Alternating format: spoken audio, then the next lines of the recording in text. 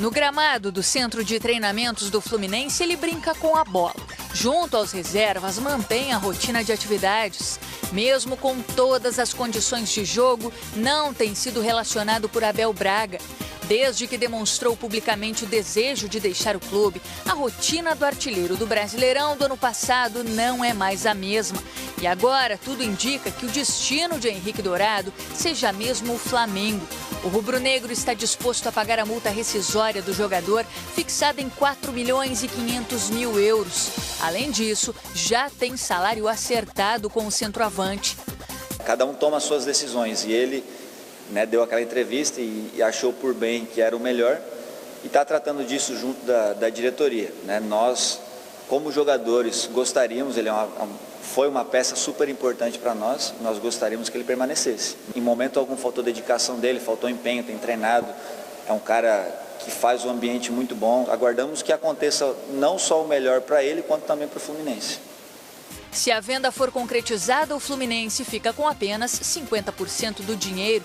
O Mirassol de São Paulo tem a outra parte dos direitos do jogador. O Flamengo tem o desejo de incluir o zagueiro Rafael Vaz na negociação. Mesmo que o tricolor tenha interesse no atleta, a intenção é que ele seja envolvido em outra tratativa, já que o Flu precisa do dinheiro. Os valores podem ajudar o Fluminense a colocar parte das contas em dia. Os jogadores aguardam ainda pela regularização dos salários. O prazo dado pela direção acaba nesta quarta-feira. Outra verba que pode ajudar o Fluminense envolve Diego Souza.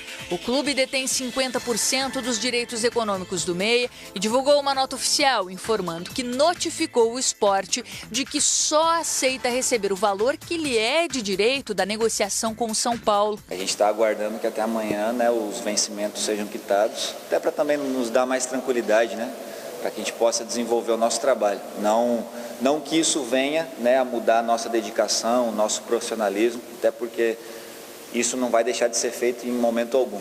O último treino antes da estreia na Copa do Brasil foi fechado para a imprensa. O time joga em Poços de Caldas contra a Caldense. Douglas segue fora por conta do tratamento para artrite reativa. Ibañez e Robinho são as dúvidas. Contra o Madureira, o zagueiro levou uma pancada no joelho esquerdo. Já o atacante sofreu um entorse no tornozelo direito. Sendo um jogo eliminatório, você não pode pensar só nisso. Você tem que saber jogar com todos os aspectos. Com certeza a torcida deles vai lotar o estádio, até porque é um jogo de Copa do Brasil, contra uma equipe grande. Então a gente tem que estar ligado e focado os 90 minutos, porque não podemos ser surpreendidos. Ninguém duvida do profissionalismo dos jogadores do Fluminense, mas chama atenção, que na véspera de uma partida importante para o Fluminense, estreia na Copa do Brasil, um goleiro falar em expectativa para receber o salário. E a data limite é hoje. É hoje, quer dizer, é muito complicada a situação do Fluminense. E tecnicamente falando, Paulo Lima, quando parecia que o Abel, pelo menos do lado esquerdo, estava arrumando o time com o Ibañez e também com o Robinho, aí os dois viram dúvida. Que zica também, hein? A dificuldade do Abel é exatamente essa, Já teve trabalho dobrado, triplicado, quadriplicado, como queiram, na temporada passada, sempre aquele esforço, de poder montar um time, busca aqui, tira dali e vai na base, busca lá no Sub-16, busca no Sub-17, vai no Sub-21, vai tentando recuperar a gente no departamento médico e aos poucos o Fluminense se manteve aí até certo ponto distante em algumas competições, como foi até a própria Campeonato Brasileiro e a Copa do Brasil. De certa maneira, cada vez mais a gente sente que o Abel passa a ser, ou ainda é, exatamente esse escudo de aço que o Fluminense tem. Porque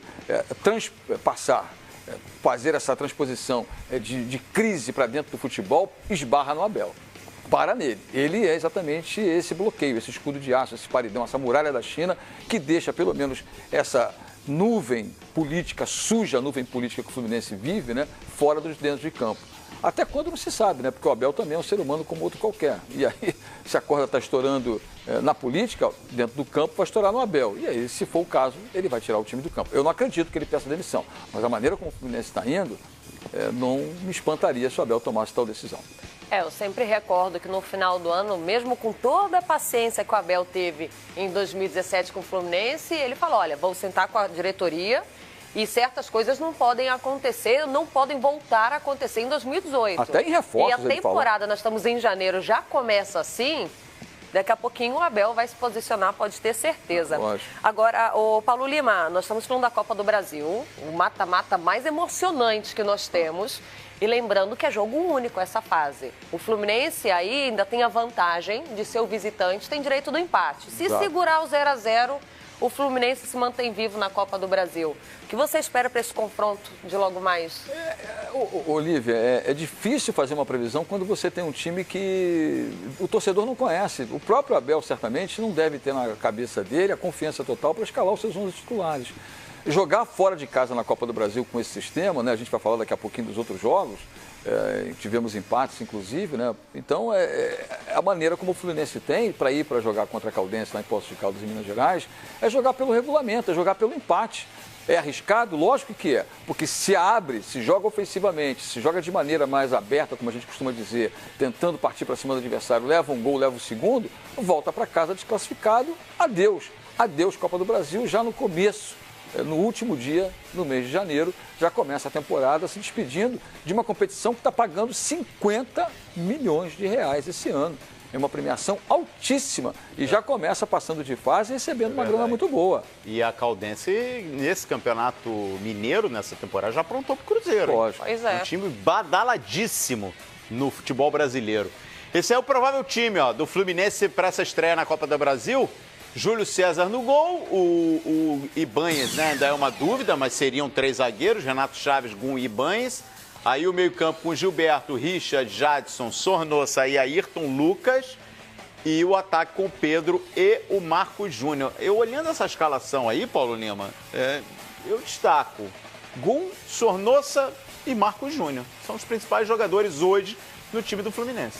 Você imaginar que o Marcos Júnior virou destaque no time do Fluminense, realmente pendura um paralelepípedo no pescoço e se joga, né? Porque é inacreditável, né? Você imaginar que o Marcos Júnior é destaque no Fluminense.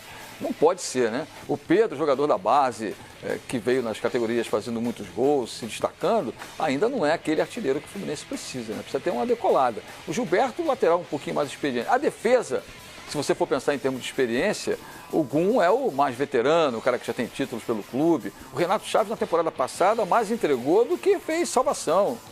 Falhou demais. O torcedor está pegando no pé. Há muito tempo, né? Então, assim, você tem ali o Sornossa que passou por uma fase muito boa no começo, se machucou, depois não teve a continuidade. E exatamente isso que eu falei. Não dá pra, eu não sei nem se o Abel vai colocar esse time em campo, mas o torcedor não sabe quem joga. O torcedor do Fluminense contra a Caldense vai saber quando colar, quando a gente costuma dizer, colar a folhinha lá na beira do vestiário. Eu não vejo o Fluminense com essa expectativa de voltar de Minas com resultado positivo, não. Vamos aguardar. E aí a gente relembra, né, que o Robinho não está nesse time porque ele está com dores no tornozelo direito. Ele viajou, né? O Romarinho tem um incômodo na panturrilha. Romarinho, eu falei Robinho, Romarinho, Ibanez e Romarinho. O Romarinho tem esse incômodo na panturrilha, o Douglas também está com lesão, né, dores na articulação, e o Calazans, ele está com pós-operatório do joelho. Né? Então tem 5 aí, o DM do Fluminense também está bem recheado. Vamos aguardar. É Copa do Brasil, é mata-mata, o jogo é fora de casa, então o Fluminense, como visitante, tem o direito do empate. Ficou no 0-0, o Fluminense se classifica para a próxima fase. A gente vai voltar a falar ainda hoje de Copa do Brasil aqui no Bom Dia Fox, Paulo Lima, porque tem Madureira, tem São Paulo, São Paulo busca tanto a Copa do Brasil, mas hoje é dia dela. Hoje é dia de Libertadores aqui na tela do Fox Sports, é dia de Libertadores aqui na Casa da Libertadores e, lógico, nós temos pergunta para você que está em casa assistindo o Bom Dia Fox. E é simples e fácil, está lá no nosso Twitter, no Central Fox Oficial e através da hashtag Bom Dia Fox Quarta você também participa.